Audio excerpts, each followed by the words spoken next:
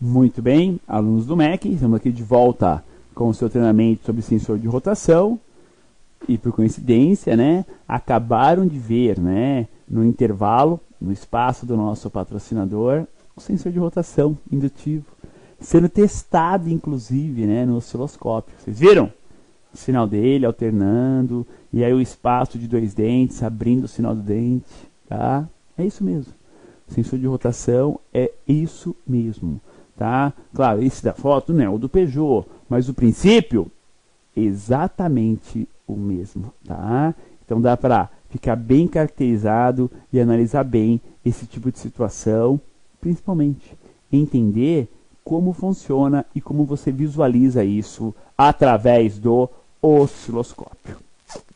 Por falar em PMS, ponto morto superior, olhem bem essa foto do volante do motor, tá? É um volante usinado, uma foto de uma peça pronta, legal, mas observem, dá para ver a cremalheira, né, que vai servir para a partida do motor de arranque, a parte de baixo, e a parte de cima, os dentes, já bem larguinhos. E observem ali em vermelho, temos o que? O espaçamento, a falta de dois dentes bem na direção certa. Por que direção certa? Porque os furos de fixação do volante são fora de centro. Um é fora de centro. Você só monta o volante do motor em uma única posição. Automaticamente se sabe, pela posição do virabrequim, o PMS do 1 e do 4 vai intercalar certinho com o 20º dente apontando para o sensor. E o PMS do segundo e terceiro cilindros certinho apontando para o 50º dente. Então esse espaçamento de dois dentes, como se o módulo perdesse a contagem, né? Ele vem contando 1, 2, 3, 4, chegando até o final lá, ó, 57, 58, e aí com o espaçamento é como se ele perdesse a contagem. O próximo dente, depois do espaçamento, vai ser o dente 1 de novo. Pronto. 20º dente, PMS 1 e 4, 50º dente, PMS do segundo e terceiro cilindros, tá? Então tá aqui o que é, para que serve o tal do PMS. Então vamos lá, falar sobre esse ponto morto superior. Temos um volante do motor, 60 menos 2 dentes, chama assim mesmo, tá? Ó, 60 menos 2, não se fala 58 dentes. Por que não pode falar 58 dentes se ele tem 58 dentes? Porque se você falar 58 dentes, dá a impressão que não tem a falha de dois dentes. Tem que falar o quê? 60 menos 2 dentes. Ou seja, o volante do motor tem um espaçamento entre os dentes para que coubessem exatamente 60 dentes. Faltam 2. Cai para 58. Mas o espaçamento entre eles é para 60 dentes, tá? Que servem de referência de contagem. Como o volante só pode ser montado em posição única, fica fácil no projeto já deixar definidos os dentes de PMS, ponto morto superior, cilindro 1 e 4 e cilindros 2 e 3. Simples.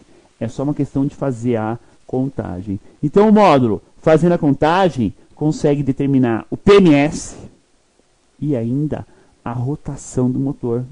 Lembra disso? Não é RPM, rotações por minuto? Pois bem, vamos pegar um minuto. Eu posso pegar 30 segundos, posso pegar 3 segundos, 10 segundos, e é só calcular. Através de um cálculo matemático simples, eu sei qual é a rotação por minuto desse motor. Qual é a RPM desse motor? É só uma questão de cálculo. Pessoal, o módulo da injeção eletrônica, ele é praticamente um calculador. Tanto é que até a linha PSA, né, Peugeot Citroën, é muito comum chamar esse sensor de calculador. Muito comum, tá? Tem muito isso. Bom, vocês viram o sensor preto, olhem o sensorzinho branco. É muito parecido. Parecido. Não é a mesma peça. Por isso que um é branco, o outro é preto. Ele é levemente inclinado, o preto, né, em comparação com o branquinho aqui, tá? E a distância dele é um pouquinho diferente. Mas os encaixes são os mesmos. Então é o que? Uma questão de angulação de acordo com o motor. Então cuidado com a cor deste componente. Chamei a atenção nessa tela de aula porque duas montadoras. Isso mesmo. Olhem bem a peça original. Temos ali dentro o símbolo de duas montadoras, né? Peugeot e Citroën. Porque ambas são o sistema PSA, né? O grupo PSA, que é um grupo francês muito forte, que incorpora as duas grandes marcas, Citroën e Peugeot.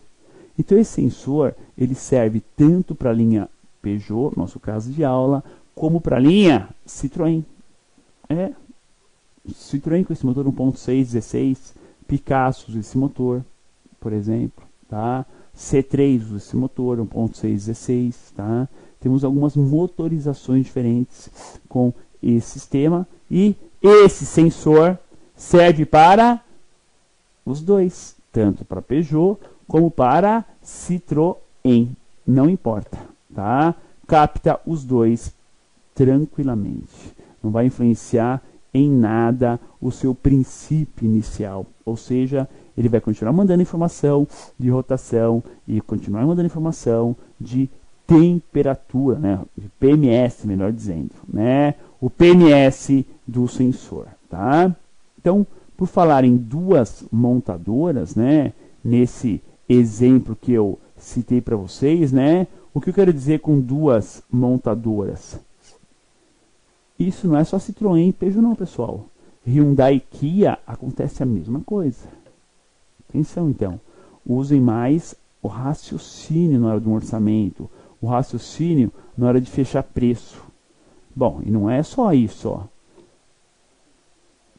Peugeot e Citroën, Kia e Hyundai, Audi e Volkswagen, agora Chrysler e Jeep com Fiat, temos montadoras compartilhando chassis, compartilhando o motor, peças. Cabe a nós, ó, raciocinarmos. Às vezes um orçamento numa Audi, as peças são 2 vezes mais caras que a mesma peça na Volkswagen. Poxa, ocupa o Golf, que ocupa o lugar do A3, é o mesmo carro, né? Mas ficarmos atentos com essas ações, com esses valores praticados pelas montadoras, tá? Então, esse sensor é aplicado na linha PSA, que envolve, né, engloba Peugeot e Citroën, tá? Assim, há os dois logos na peça original, podem ver, Peugeot e Citroën, tá? Dá para medir a resistência elétrica? Dá para medir a resistência elétrica do sensor. Então, podemos medir a resistência elétrica da bobina interna do sensor. Como? Desconecta o chicote, vai lá e mede os 2 fiozinhos. Ah, no carro é apertado. Tira o sensor, mede na bancada. Nenhum problema. Valor aproximado. Quase 500 ohms. Então, na telinha de vocês, 450 ohms de resistência elétrica tem um sensor. Ele é indutivo. Uma dica muito importante. Será que ele está funcionando? Ele está alternando? Será? Bom, fico lá medindo os 2 pinos dele. Vai dar mais ou menos 450, 500 ohms. Pego uma peça, uma chave de fenda, uma peça metálica e passo, ó, perto do sensor. Como se fosse o que, ó? Como se fosse o dente passando. Altera o sinal da resistência do sensor. Altera, tá? Então, dá para ver, até mesmo sem dar partida do motor. Dá para ver o sinal dele. Fiquem atentos, pois vale a pena fazer esses testes, tá? Por falar em módulo, né? Eis aqui a unidade de comando lá do motor, tanto do motor como a BSM, né? Para falar sobre esses sinais. O sinal do sensor de rotação pode ser visualizado através do osciloscópio, sendo um sinal analógico, como uma onda senoidal variando do positivo ao negativo, e ainda a falta dos 2 dentes no PMS.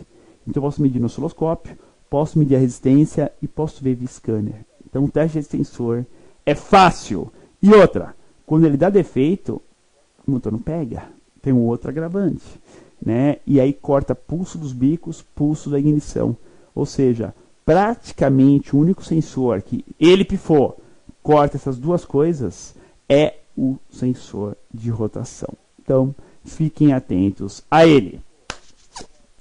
Sensor de detonação. Eis aí a peça, o sensorzinho piezoelétrico, um cristal lá dentro, parafusado, né, por uma bucha metálica. Não pode ter arruela. Torque de aperto 20 Nm, 2 kg força-metro, tá? E 2 pininhos ali no meio, que dá até para medir um pouco de valor de tensão, mas não tem muitas referências, tá? Se está certo, se está errado, se está dentro, se está fora, tá? Mas também dá para fazer essa pequena simulação batendo no sensor. Fala sobre ele? Claro, né? Vamos lá. Sensor de detonação do motor. Composto por um cristal piezoelétrico que gera sinal de baixa intensidade elétrica conforme a vibração do motor. Esse sinal ele é captado porque tem uma janela de captação no próprio sensor de detonação do motor. É para captar isso realmente, tá? E assim a ECU atrasa o ponto de ignição proporcionalmente. Então assim, adiantou o ponto meio grau, meio grau, meio grau, mais meio grau, detonou, atrasa 3,1. Só daquele cilindro. Detonou. Detonou, atrasou, parou de detonar, mais meio grau, e vai assim, pessoal. O tempo todo vai adiantando e atrasando o ponto de ignição. Assim você tem o quê? Uma centelha, na média, o mais próximo do ideal. Essa é a ideia, tá? Ficar o mais próximo do ideal no mapeamento. Claro, hoje temos o quê? Cada vez mais tecnologia e se consegue cada vez mais tirar o máximo de potência do motor e aplicar isso lá no motor do carro, tá? Então é possível sim fazer todo esse controle da detonação. Aqui, mais uma foto da peça, um sensor pequenininho, né? Vai na lateral do bloco do motor, simples de tudo, mas tem um segredo que é o torque de aperto. Não pode estar exagerado, nem leve demais, tem que estar no quilo certo, 2 kg força-metro ou 20 Nm. É bem leve, né? 20 Nm, pessoal, é um torque bem levezinho. Para ter um comparativo, a roda da maioria dos carros, a gente aperta com 100 Nm, 10 kg. A maioria dos carros, a roda é apertada com 10 kg, ou 100 Nm. Aqui, 2 kg, ou 20 Nm, ou seja, 1/5 do aperto de uma roda. Então é um aperto mas bem leve mesmo, tá? Vamos lá aos pinos em que está ligado o sensor de detonação. Sinal de detonação chega até a ECU pelos pinos. Terminal 1, CE3, né? Então conector cinza E3. Pino 2, CE4, conector cinza E4. Então os dois fios que saem do sensor e vão até a unidade. Esse sensor ele é um gerador de sinal. Ele não precisa de positivo. Ele gera o próprio sinal elétrico desde que ocorra a vibração. Então, nesses dois pinos, um é aterramento, o outro já é a resposta que vai direto para, né, a ECU. Torque de aperto está aí, 20 Nm ou 2 kg força-metro. O espaço para mexer nele, pessoal, é muito pequeno, hein? É muito apertado, tá? Só mexe quando há necessidade, realmente. Aqui, uma falha real captada no carro, ó. Captor V3, falha 1 de 1, ou seja, só tem uma falha. Não presente, ou seja, é uma falha não presente. O que é uma falha não presente? Que ocorreu anteriormente. Não é uma falha presente, está ali agora. Não, está registrada. Falha P0327, avaria no sinal do sensor de detonações.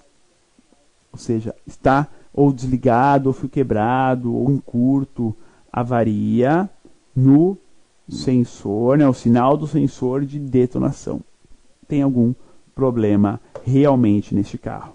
Vamos lá trabalhar, ver esse mau contato, reapertar o sensor para poder solucionar essa falha intermitente. Teste no scanner.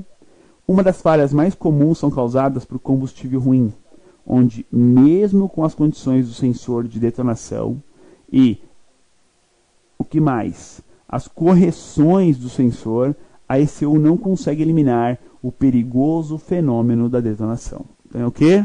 Uma questão de realmente avaliar, analisar, limpar cabeçote, coletor de emissão, porque qualquer carbonização com mais pessoas carbonizadas tende a ter maior problema para esse motor respirar, né? Muito mais complicado. Aqui, a unidade de controle eletrônico, a ECU, e claro, vamos a mais uma dica aqui no seu Mac. Nesse tipo de motor, Peugeot 1.6 16 válvulas, quando há fortes detonações, geralmente está relacionado com a carbonização interna. Assim, mesmo com o sensor de detonação, ainda ocorre esse perigoso fenômeno da detonação. Então é o que? Se mesmo assim está detonando, confere correia dentada, tá certo? Vai para carbonização do motor. Muito comum a carbonização atrapalhar a queima. Por que a carbonização atrapalha a queima? Na hora de comprimir, tem um espaço ali já preenchido. Não vai preencher. Tem carvão ali na cabeça do pistão. Vai diminuir o poder da combustão. Mas, já se tentou bastante a limpeza. Não conseguiu? Sinal que o carvão está lá grudado mesmo. Tem que ser com o motor bem quente, com um fio muito bom, para poder proceder tal limpeza no sistema, tá? Perguntinha da nossa aula. Vamos lá. Pergunta. Temos falhas no sensor de rotação desse sistema? Será que estraga? Será? Sim ou não? Sim, né? Estraga bastante. É uma das peças que mais apresentam falhas. Muito cuidado com a qualidade da peça trocada. Então, atenção com a qualidade de peça, tá? Muito cuidado em relação ao teste dele. Não vai acusando à toa. Pode ser um mau contato, uma geração de mau contato. Uma série de coisas poderemos ter aí também de problemas. Belezinha? Muito bem. Alunos do Universo do Mecânico, vamos lá de volta ao nosso plantão de dúvidas ao vivo, né? Aqui do seu Mac. Desculpa aí um pouco a voz ruim, um pouco gripado, mas tá bom. Amanhã tem que trabalhar, né? Tem que estar bom aqui na respiração, nariz, olho, mas eu já estou bem. Estarei bem cuidado para amanhã cedinho já estar consertando o carro com toda certeza. Perguntinha sobre o nosso plantão de dúvidas. Pessoal da KDS Automotiva. Se usar gasolina aditivada ou comum, posso ter problemas mais sérios na parte da ignição? É assim, a diferença entre gasolina comum e aditivada é o aditivo colocado, né, pela distribuidora, tá? Porque a gasolina tem a mesma base para todo mundo, tá? Nem vejo tanta necessidade do aditivo. É que normalmente a gasolina aditivada ela é menos adulterada do que a gasolina comum, tá? Então por isso que ela geralmente é melhor, tá? Mas combustível, quanto mais barato, mais carboniza. Maior é a tendência de carbonizar lá no motor do carro, tá? Não tenha dúvida quanto a isso. Perguntinha do Alessandro Tomás. Mas me conte, essa peça branca, dá para colocar no lugar da preta ou ele nem encaixa? E se ela encaixa, ele não vai pegar? Ah, ele encaixa. Ele monta, até o chicote encaixa, mas o motor não pega. Dá diferença de angulação na ponta do sensor, tá? Então fisicamente encaixa, mas o motor não pega. Giba Braz, olá professor, é fácil a troca da correia dentada desse motor? E deve ser trocado outros componentes também? E a quilometragem de troca? Bom, a linha Peugeot, o motor tem que ser trocado a correia dentada a cada 70 mil quilômetros no manual. Na prática, a gente recomenda aí 60, 55 mil quilômetros, tá? É a recomendação na prática. Geralmente com 70 mil quebra um pouquinho antes. Uso a ferramenta de posicionamento, não tem marca, tem que usar os pinos, né, para posicionar as engrenagens do comando e a engrenagem do virabrequim. Não é uma ferramenta cara, nem complicada, tá? é a mesma utilizada em motores Peugeot e Citroën no nosso mercado, tá? Cobre bem mão de obra, porque realmente dá um pouco de trabalho, tá? Mas assim, não é preocupante a parte de encaixe, de ferramenta, é bem simples, tá? Vai muito bem. Perguntinha do Alessandro Tomás. A primeira, o pessoal da KDF Automotiva. Esse carro tem problema realmente quando quente incomoda para pegar? Qual é a solução? Bom, geralmente quando ele dá problema quente para pegar, tem a ver sim com sensor de rotação. Mas também pode ser bomba, despressurizando, coisas do gênero. Primeiro, vai, né, medir, ver o que acusa no scanner. Mede o sensor de rotação na hora do defeito. É mais fácil, tá? O Alessandro Tomás está perguntando referente ao próprio sensor de rotação, se tem ou não problemas. Pode dar problemas, sim. Geralmente. Ele mente? Não. Geralmente, quando ele dá problema, ele morre de uma vez. Raramente, tá? Ele vai ter um problema de a hora o carro pega, a hora não pega. Mas, não. Quando é o sensor, ele corta de uma vez. Ele corta tanto o pulso dos bicos, quanto o combustível e a ignição.